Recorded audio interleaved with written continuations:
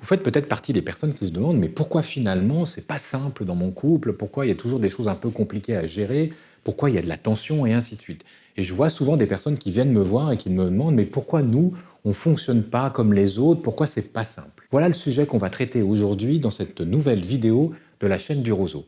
Je suis Aymeric Languerrand, psychologue et psychothérapeute.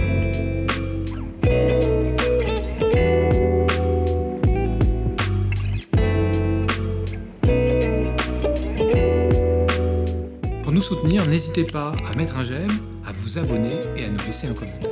Alors, pourquoi le couple, c'est pas toujours simple? On pense souvent aux contes de fées. Ils se marièrent et eurent beaucoup d'enfants. Vous remarquerez que dans le conte de fées, on n'a pas la suite de l'histoire. Une fois qu'ils se sont mariés et qu'ils ont eu de nombreux enfants, qu'est-ce qui se passe? Comment se passe leur vie? Comment fonctionne leur quotidien? On n'a aucune idée. Puis alors, quand on regarde un peu ce qui s'est passé en amont, on peut être qu'inquiet. Finalement, les histoires de contes de fées, c'est des histoires bien souvent de remariage, de beaux-pères, de belles-mères, de beaux-pères qui essayent de coucher avec leur fille, leur belle-fille, de belles-mères qui essayent de se débarrasser des enfants du précédent mariage, qui les maltraitent, tout ça dans l'indifférence du parent biologique. On voit des parents qui abandonnent leurs enfants. Finalement, la vision que ça nous donne des choses n'est pas très engageante. Alors pourquoi le couple, ce n'est pas toujours simple? Une première réponse, c'est de dire que le couple, ce n'est pas quelque chose de naturel, c'est une construction culturelle, une forme d'organisation de la société. Alors évidemment, on est dans un mode de société où sur une grande partie de la planète, le couple est un mode d'organisation de la société et on a complètement perdu de vue qu'il y a d'autres modes d'organisation de la société. Il reste encore, heureusement, quelques tribus qui n'ont pas été contaminées par la vie occidentale et qui continuent de vivre sous d'autres modes et qui nous permettent de voir justement que la vie des humains en société, c'est pas forcément une vie qui est organisée autour du couple. Deuxième raison qui fait que le couple, c'est pas toujours simple, c'est que finalement, la rencontre de deux personnes, c'est la rencontre de deux cultures. Et quand je dis deux cultures, je suis pas en train de faire référence aux histoires de planètes où l'un viendrait d'une planète et l'autre viendrait d'une autre planète en fonction de son sexe biologique. Les deux cultures, c'est valable quel que soit le sexe biologique des personnes qui figurent dans le couple. Non, les deux cultures, c'est simplement parce que nous sommes à nous-mêmes, en tant qu'individus, une culture. On est une construction dans laquelle il y a des aspects biologiques qui rentrent en ligne de compte dans notre manière de fonctionner, dans notre métabolisme. Il y a des aspects d'environnement en fonction de comment on a été élevé, de l'éducation qu'on a reçue, mais aussi des événements de vie qu'on a vécus, et puis en fonction aussi de ce qu'on en a tiré comme conclusion psychologique. Donc chaque individu est une culture en soi, et donc un couple, c'est la rencontre de deux cultures qui doivent trouver le moyen de s'ajuster. Il n'y a rien de naturel dans cet ajustement.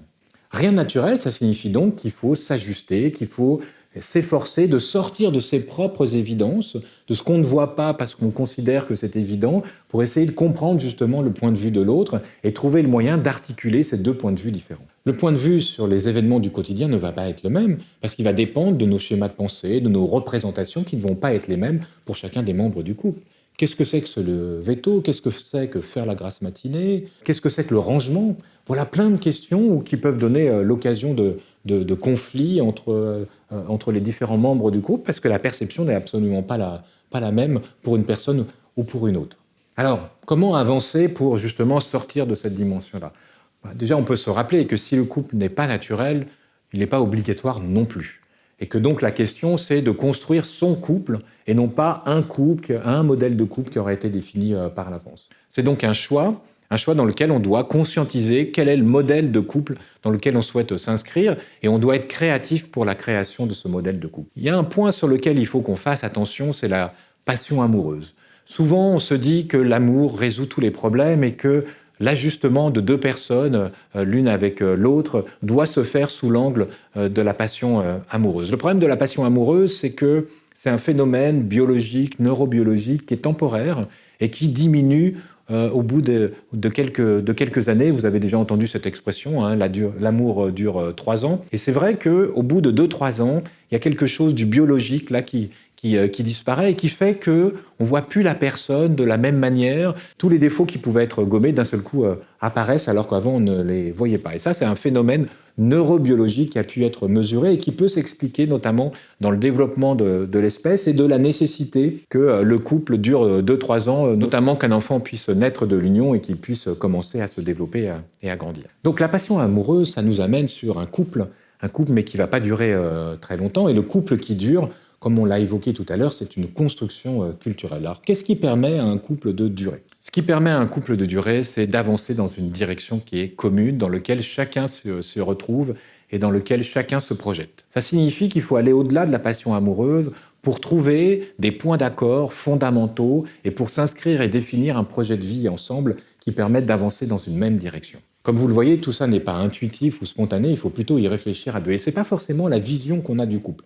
On s'imagine qu'on va se rencontrer, qu'on va avoir les papillons dans le ventre et que ça va suffire à définir une vie ensemble pour des années. Hélas, c'est pas comme ça que les choses fonctionnent. Et un couple qui dure, c'est un couple qui, consciemment ou non, fait ce travail d'ajustement entre ces deux cultures qui se rencontrent. Ça signifie identifier les valeurs qu'on peut avoir, le sens que peut avoir l'existence, vers quel projet en commun on se dirige. Et un projet en commun, c'est pas forcément d'avoir des enfants.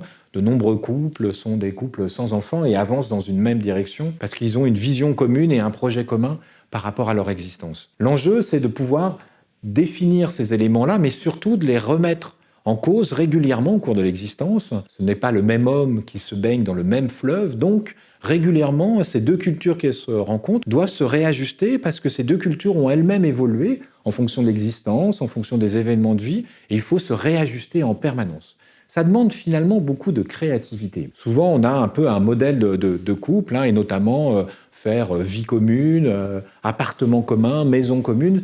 C'est pas forcément une solution qui convienne à tous les couples. La question aussi, éventuellement, des aventures extra-conjugales peut aussi se poser. Il n'y a pas de bonne ou de mauvaise réponse. La bonne réponse, c'est la réponse qui a été élaborée par les deux membres du couple, qui a permis de définir une organisation, qui a permis de poser toutes ces questions-là et de définir quelque chose qui soit en accord pour les deux.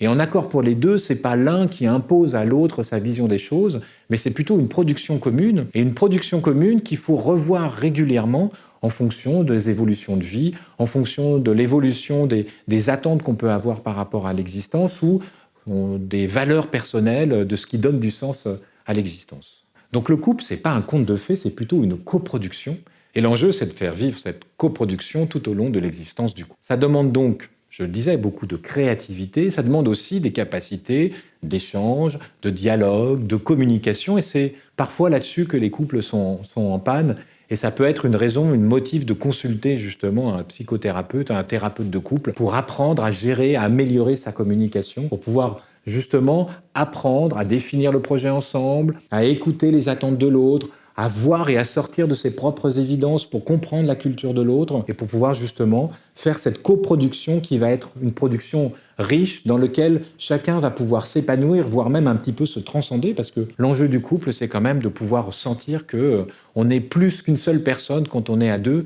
et que le couple nous permet d'aller au-delà de ce que nous serions si nous étions tout seuls.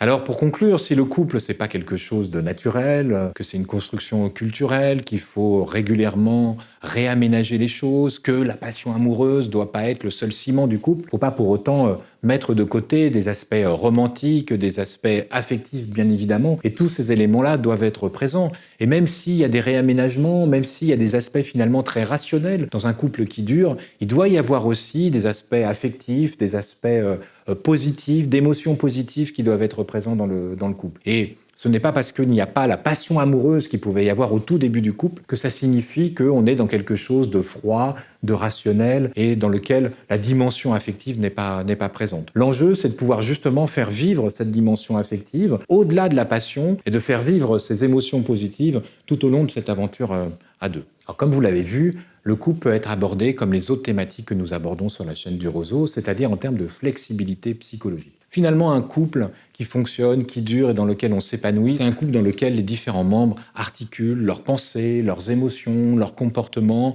pour que tout ça permette d'avancer vers un épanouissement personnel, et un épanouissement personnel à deux, où chacun se réalise dans un projet commun. Nous aurons l'occasion de revenir sur un certain nombre de sujets qui peuvent concerner aussi la vie de couple dans les prochaines vidéos de la chaîne du Roseau. D'ailleurs, si vous avez des sujets qui vous interpellent, si vous avez envie qu'on traite tel ou tel aspect du fonctionnement psychologique, n'hésitez pas à mettre un commentaire dans cette vidéo et à nous proposer des sujets de vidéo.